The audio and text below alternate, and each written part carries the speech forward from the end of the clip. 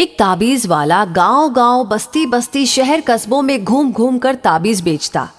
धीरे धीरे उसकी प्रसिद्धि इतनी हो गई कि उसके पहुंचने से पहले ही उसके आने की खबर फैल जाती।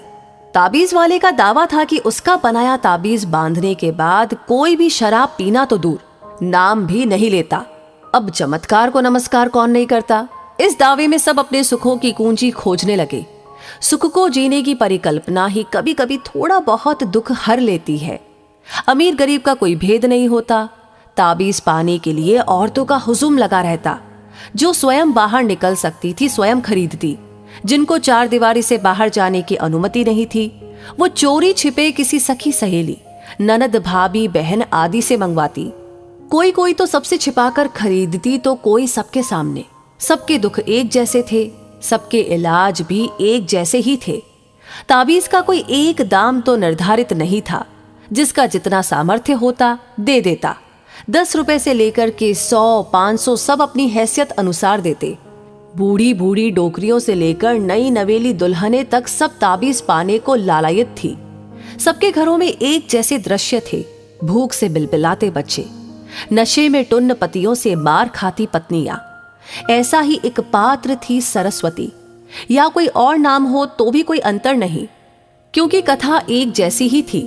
नाम से उसमें कोई फर्क नहीं आता। जब सरस्वती के ससुराल में ताबीज वाला आया तो वो घर के बड़ों के लिहाज से बाहर न आ सकी। खुले दरवाजों के बीच वो ऐसी कैद थी कि हवा डर डर करके उसके पास से गुजरती। देव संयोग था कि जब सरस्वती मायके आई हुई थी तो ताबीज वाले का भी उसके गांव में आना हुआ। परंतु मर्यादाओं के बंधन इतने पक्के थे कि सरस्वती किसी को ये कहने की हिम्मत न जुटा सकी कि उसे भी ताबीज चाहिए। उहापोह में रात हो गई। वो रात भर सोचती रही, अभी नहीं तो कभी नहीं, ये अवसर नहीं चूकना उसे। सुबह मुंह अंधेरे उठकर कुछ मुड़े तुड़े नोट ब्लाउज में रखे, एक पानी का लोटा लिया हाथ में और बिना कोई पदचाप की ध्वनि किए घर से निकल आई। जिस तरफ गांव से बाहर ताबीज वाले ने अपना तंबू लगाया था सिर पर पांव रखे आ गई। परंतु हाय री किस्मत, ताबीज वाला तो जा चुका था। सूरज किसी अंधेरी खोह से बेरौनक सा निकल रहा था। इस कहानी के बारे में आपकी क्या राय है हमें जरूर बताएं। और अगर वीडियो अच्छी लगी हो तो इसे शेयर जरूर करें।